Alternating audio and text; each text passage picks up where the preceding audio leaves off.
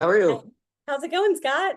It's going well. It's going well. Just getting my coffee in me here in Cabo San Lucas this week, and the weather's absolutely gorgeous. There's a big fishing tournament this weekend. I think it's the biggest in the world, so it's fun to see all the big ships go out and try to catch their prey and win the big prize. Yeah, are you a fisherman yourself? No, I mean amateur. I don't do. That's a very wealthy man's sport. I need a lot more properties before I could do that. I think the entry fee is $50,000 just to get into the tournament. So Oh, it's above my pay grade right now. yeah. But it's fun to watch. Eat the local fish, enjoy Right. watching it, and kinda, Exactly. I'll a talk to dream the for down the fishermen. line. Yeah. Yeah. Something tells me whenever you get to that point, you'd probably have a pretty good name for your boat. Yeah. Yeah. And they're beautiful boats. I mean, it's really fun to go out in the morning. Like they go out about 6 a.m. So you get up early and have a coffee and watch them go out. And there's just gorgeous boats. And so and they all hang out at certain places. So it's kind of fun to chit chat with some of the guys who've been doing it for years. It's really interesting. Hear the local sea stories. Right. Right. Yeah. And the one that got away, like Yep. literally, like I would have won. There's always the one. Well, I appreciate you kind of hopping on and chatting a bit. So I'd love to hear a bit more about yourself. What is your Sure. day to day? Where do you currently reside? Give us a little insight. The currently reside question is a tough one because I get that a lot, and my kids are like, "Dad, what do we tell people?" I've spent my entire career in technology. I graduated from college at Sacramento State and got into human resources, and then immediately got into like software implementation with the company I was with, and never had planned to be in technology. I was going to be an HR operations person, but I really like tech and the mix of technology and working with people. So long story short, I've spent 25 plus years in the tech industry. I worked for Workday out of Pleasanton, California. I worked for ADP. I worked for Vodafone. Always kind of walking the line between technology and the customer and what's called customer success. So Yep. I kind of work with executives on making sure they are getting the most out of their product investment and fully leveraging new capabilities. I got laid off from a AI startup back in March. It was just right around when I came upon B&B Leverage, and thought, I've been in tech a long time. I'd like to take a little bit of time off. I'd like to really focus on the Airbnb thing. And I've actually had a property management side hustle for about 15 years. This is very small and boutique. I started managing one of my properties in the Sierra Nevada foothills, and then I managed the neighbors because he saw how much business I was doing. And then it grew from there. At one point, I had like 25 properties, and it just became too much because the technology wasn't there. This was like 5 years ago to help automate management of all those properties. I had to manually do the pricing, manually update the calendar, manually coordinate the housekeeping, and I just couldn't do it. So once I got laid off, I thought, well, maybe I'll kind of dip my toe back in the water, maybe doing this full time. And I'd heard about B&B Leverage. I think I saw it on TikTok actually, and then had some discussions with some folks and said this is it's a good fit for what I'm already doing because I know there's more automation out there, and I know, but I'm not leveraging it. Mhm. And I didn't. I was charging like 30% to manage other people's properties, which is a decent income, but it's still a lot of work. And you're dealing with some owners who just don't quite get the model, and then you're an in between with the maintenance people and all kind of other stuff, and it just wasn't really cost effective. So I scaled back to just a couple of properties at 30% that I still manage. But I travel quite a bit. Once I got laid off in March, I decided, my kids are off in school, so I've been traveling primarily to Costa Rica, Mexico. I spent a lot of time in Colombia and around the U.S. And I've been doing the B&B leverage thing for full time for 6 months now, and really focusing in on understanding kind of the Airbnb arbitrage model, leveraging the design team, but also leveraging the technology that kind of it navigates around. I look at it as a hub and spoke model. Mhm. Like you got like your PMS, which I use Hospitable, and then use Airbnb, AirDNA, Rank Breeze, Price Labs, and those others to try to automate the process. You of all people understand the value of a tech stack, right? Yeah, it does. It reduces, it just wasn't scalable years ago. To Yeah. manage that many properties, it just took too much time. But now, Price Labs can help automate your pricing. Rank Breeze provides recommendations on how to stay at the top of the rankings, and it's made a huge difference. I have some friends that aren't using those tools, and they're frustrated because they're not getting any bookings. And I said, if you're not using the AI capabilities now, it's going to be really difficult to keep up with the competition. Yeah, I'm just trying to imagine managing 20, like you back in the day doing 20 plus properties without the technology. I mean, that would be the most time consuming experience. I can only Yeah, imagine. and like, yeah, check-in day was horrible. Like Fridays, and like you got 20, 30, different customers like asking you questions on stuff, and you have to manually respond to everything. And it just couldn't do it. And even the payouts, paying the customers manually, and running the P&Ls every month, because at that point that was all spreadsheets too. It just was. I felt there was at some point in time there's going to be a way to automate all this. It came around in a couple of years, which is why I'm trying desperately, as I always joke, not to go back to the corporate world. So trying to really make this work, and it's getting close month by month. The automation of the pricing and the automation of the rankings and the bookings are increasing, and the revenue is increasing. So almost there, but it's a lot of work too. It's a lot of learning new technologies, and going into new markets like Houston and getting that all set up with the help of the design team. But it's been a lot of fun too, and a great learning experience. Laying the foundation, right? You can't expect to kind of grow until you have that good foundation laid out. You get your systems in place, you get your automations in place, you really understand what your contribution to the market can be, where you can really have the biggest impact. Mhm. Yeah, Yeah, I look at it as like, as explained to one friend, it's like kind of a farmer. You got to kind of plant the seeds, and it just takes time. And I'm seeing like Houston's been live now, I think 3 months, and bookings are really starting to roll in, and starting to get more than just weekend bookings, getting like 4 or 5 day bookings. yeah. But that's also a matter of keeping an eye on what the competition's doing, what their pricing looks like, what their amenities look like. So it's a constant care and feeding process. But I certainly see after 90 days, the algorithms seem to really kick in too, in terms of my reviews are kicking in, and the Rank Breeze is doing their job on kind of giving me good recommendations on how to improve the listings. But it's kind of a really holistic process. You can't just flip the switch, go live, and sit back and wait for bookings to come in. It's really being proactive and managing all your listings, one by one, ensuring they're all tightened down. But like I said, the time it takes to do that is a lot less now with the automation. Sure. But that's that 1% mindset, right? Because 99% of people in this space are just kind of setting it and forgetting it and don't want to take the time to really dive in. And that's where you're missing out on all those revenue opportunities. Yeah. Yeah. I mean, I had a friend, honestly, she's in Palm Springs. Her place is absolutely gorgeous. The pictures are gorgeous. Everything's great. But she didn't understand the market. Really, it's a lot of 30-day minimums there, which that's a whole different marketing strategy than the short-term bookings. Yeah. And I looked on Rank Breeze, and she was literally like, north of 400, the 400th listing, because her pricing was off, her pictures were good but not great, and her listing just lacked a lot of information.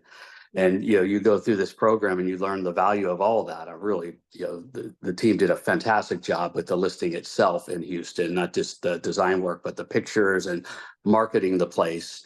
And then like understanding the unique idiosyncrasies of each market. There's certain demographics, social economic statuses that are focusing more in one area than another. Like the Black community is just booming in Houston, which I had no idea about. And it's a real renaissance of very upscale clubs, very upscale restaurants. They're very big on Black-owned, supporting the Black-owned community. And the more I learn about that, the more I kind of gear my marketing of the property towards that. And it's because I ask the guests, like, what brings you here? Yep. It's like 80% of them come from the same reason. So like kind of gearing my marketing towards those folks. Understanding that guest avatar. The more you can hone in on understanding the type of clientele coming to you, you can, shift the experience to cater to that and keep building upon it, right? Yep, exactly. Yeah. So well, first and foremost, let's give credit where credit's due. You are currently a super host, but you also got guest favorite on your property in Houston, which is a huge accomplishment. That's it. I mean, super host, you've been doing this for a while, it's still a huge accomplishment, but not surprised, just knowing how you manage things. But getting to the place of being guest favorite in your market is a huge accomplishment. So yeah, and that was like the place was set up so well. Like I visited the property after the design team finished up, and I didn't need to do anything. I wanted to do a good walkthrough, and there was a couple little personal quirks, things I bought, but the place looked great. So and then kind of setting up with hospitable, the check-in at a nice welcome packet going to guests. So they get there, they walk into the place, they have everything they need. They know the Wi-Fi code, they have some local recommendations. The place is absolutely gorgeous. I had some Airbnb neighbors come in because I met them, and they were you wanted to kind of see the place next door, my place, and they just loved it. They're like, absolutely love the place.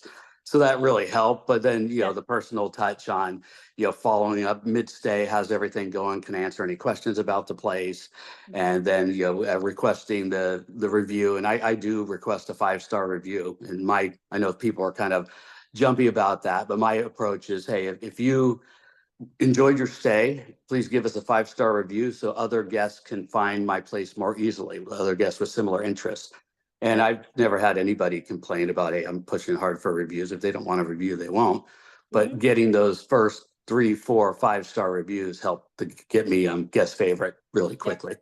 Boosting the algorithm. Yeah. And maintaining that excellent level of service, right? Like, you have truly demonstrated that commitment to really owning the entire experience, right? Like, the best experience your guest is going to have is when you are honed in, you understand the type of clientele, you understand those unique quirks, right? It's fantastic working with the design team, but if you personally know that you love this specific thing when you travel, you're just touching on that many more people that might have a similar kind of preference and things. My husband likes a hard bed, I like a soft bed, so I'm like, you got to have Right. those. You got to have the firm and the soft low, keep everyone happy. But I'd love to hear more about, how was the design experience for you? Did you have to be involved a lot? How did that kind of look? If you would have had me involved, the place would have not looked nearly as good. I could tell you that, because the design, it gets fantastic reviews. Like, everybody loves right when you walk in, because it's a big open floor plan. It's got, nice big table. My place has 4 bedrooms, sleeps 12. It's a large 2-story place, probably close to 3,000 feet.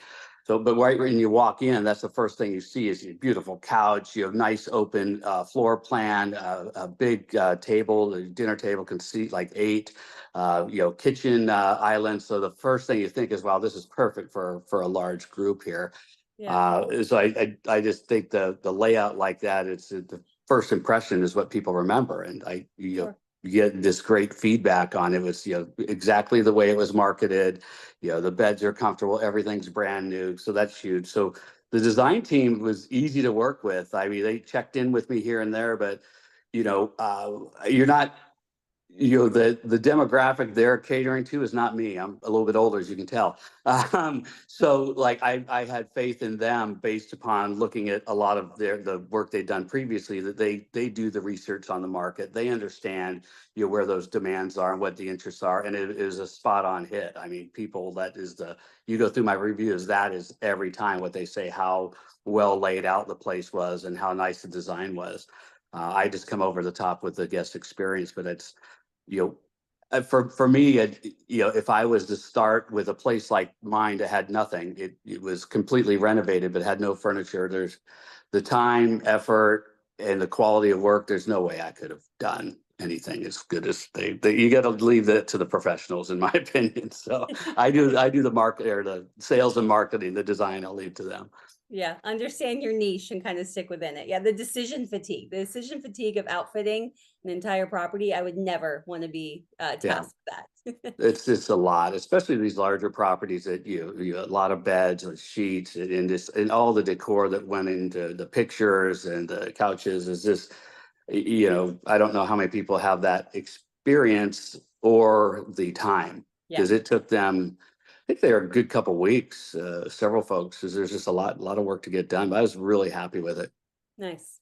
Yeah, awesome. So obviously you kind of went through, you've already expressed, going through the program, kind of what brought you was diving into more of that. Let's understand the platforms more. Let's figure out how to kind of streamline this. So kind of once you've officially gone live, have you still found value in like our coaching calls or some of that continued education side of things? Yeah, I do. I don't make them as much as I want to, because it always seems to be something coming up with a terrible excuse. But I've also had a complete redesign done on my Cabo places.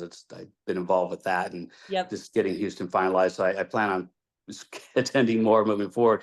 But they are like, there's so much knowledge with the team.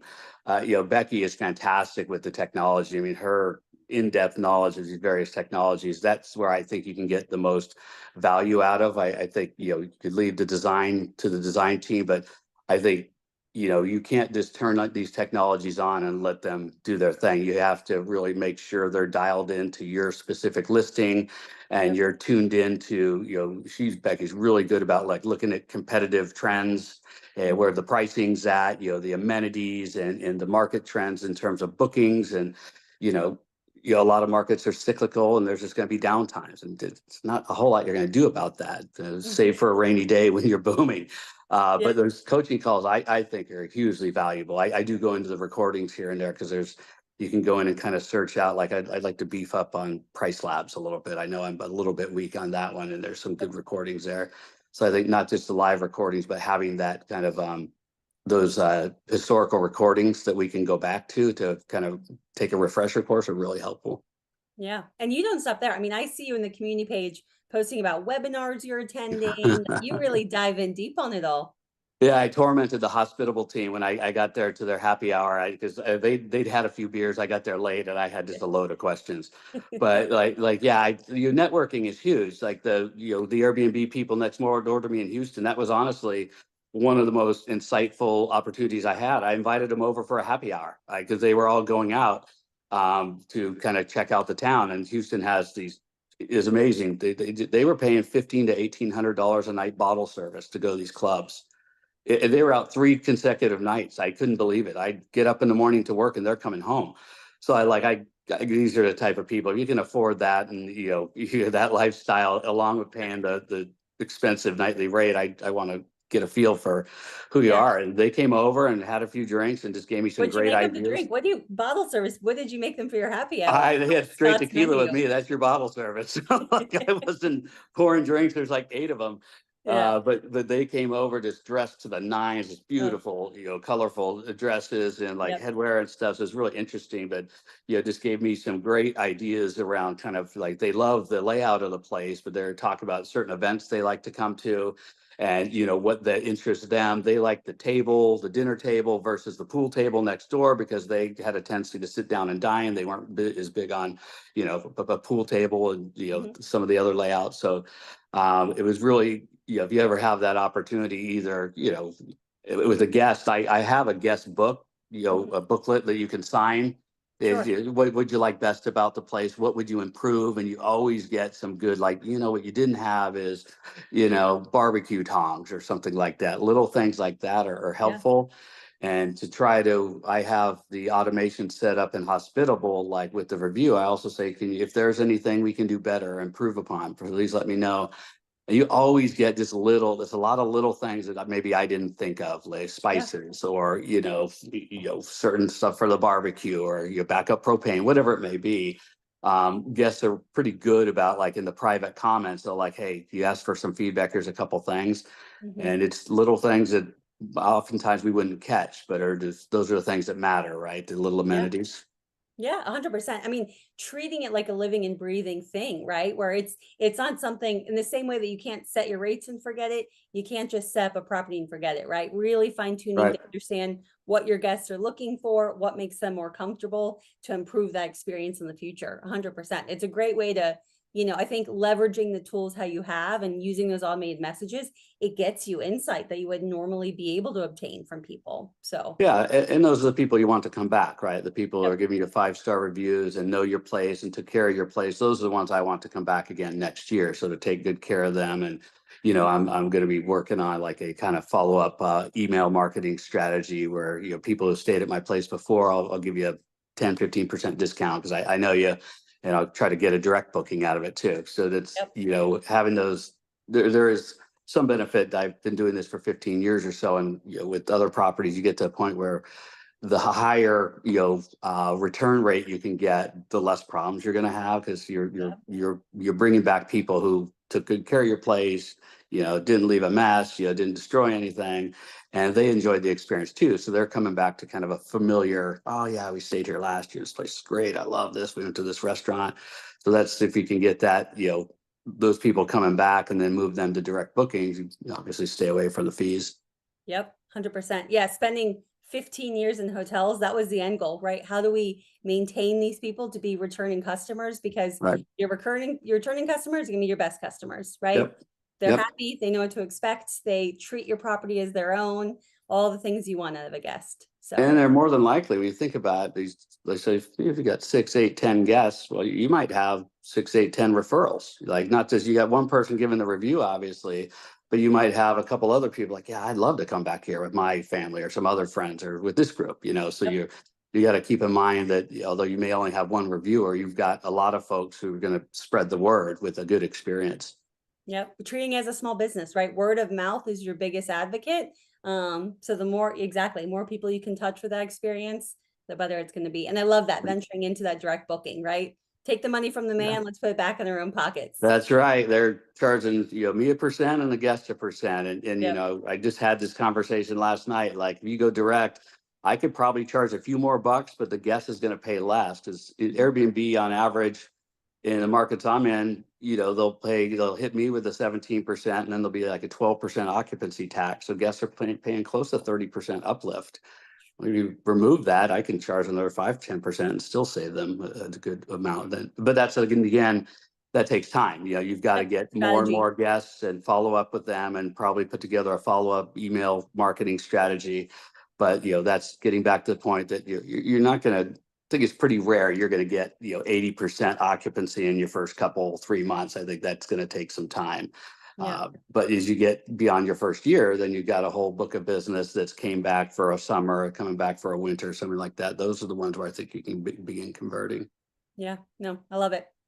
So obviously not your first rodeo, but you chose to join this program for a reason. So what would you say to somebody who maybe is on the fence of, is this the right fit? What would you say to them?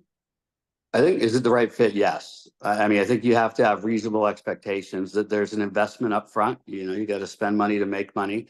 Mhm. So that's just a part of the deal. I love the B&B arbitrage model that, we have an agreement with the owner and we're above ground, like, hey, we're going to turn around and rent this out. Are you good with this? So I Mhm. don't feel like I have to be sneaking around or anything like That that or deal with transparency, any sure. HOA issues or anything like that. So I think just accept that there's going to be an upfront investment. But what I really liked that the team did was their kind of the analysis they do before going into a market.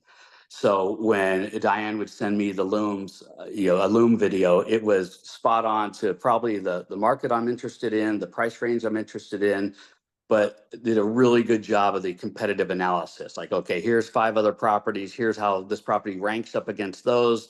Here's the reason that this property is a little better. Here's property where this other listing could do things better. So I really felt the breakdown and analysis was fantastic and made for an easy decision. I would have never thought of going into Houston. It was not anywhere on my radar.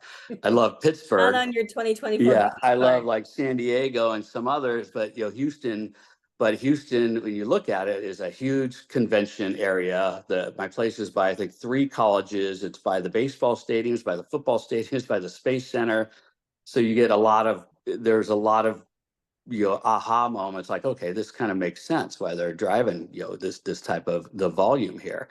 Yeah. So that legwork for me took a lot of work off of me because I felt it was brought directly to me, the detailed analysis, the pricing, the kind of understanding what kind of market I want to get into. So I think that along with the design, those are things I don't think a lot of people are going to have the expertise to do or the time to do. Sure. So that investment up front has allowed me to just focus on the guest experience and not have to do all that marketing Mhm. or research in the market. So that's the couple of things I really liked: the level of detailed knowledge of the marketplace, the analytics around it. So it's not just hopes and I tell you it's going to be great, you're going to love it. There's a lot of analysis behind it that for me made sense and convinced me I'm going to go into a market that I never would have thought about going into. Data-driven decisions. They feel a lot better when you can feel confident in those numbers behind it. Right. Yeah. Yeah, for sure. Awesome. So Airbnb, has a fun thing where they ask, if you had a biography written about you, what would it be called? And yours is Born to Roam. So Yeah. where is Scott roaming to next? What's your next bingo card place you want to visit, or already a trip on the books, or one you'd love to have? I always have a trip on the books. I'm going to Medellin, Colombia in a couple weeks. I love Colombia. Like that's a great market too, because it's just they have entire apartment complexes that are Airbnbs all throughout town. Medellin is, I think, was just ranked the #1 town to vacation in the world by Viator or some travel magazine. Mhm. And Colombia kind of gets a rap from, you know, the 90s and Narcos. Everybody's seen Narcos and everything. But it reminds me of San Francisco 20 years ago. It is just Oh, wow. booming. It's highly educated. The infrastructure is great. So that's one. I really want to get to Argentina, and I haven't had a chance to yet. So I'm trying to tour through South America because it's a lot less expensive than like in Europe, and it's got so much history, and the culture is amazing. So I'll probably go into another one of those markets. I looked to go into Costa Rica, but there were some blockers there with the taxes and the pricing. It just didn't work out, and that's where the tools came into play. Like I used their DNA, and it just seemed like such a great area, but it's just there's a lot of things about that market that I think are keeping it from being a real strong Airbnb market. And having that data allowed me to stay away from, because I was just intoxicated by all the beaches and it's beautiful and everything. So I'd say The vagabond Argentina. lifestyle, it draws you to Yeah, really it unique is. areas, but smart business decisions on where to actually plant. Yeah. It's the beauty of being mobile these days. You got everything on your laptop and on your phone. But I'm trying to settle into, like we talked before we started recording, like I've been traveling for 2 years now. It's been really fun, but I'm kind of a little travel weary. So it'd be nice to settle in. So I'm going to stick around Cabo. So if anybody wants to come on down to Cabo, I got a great place down here.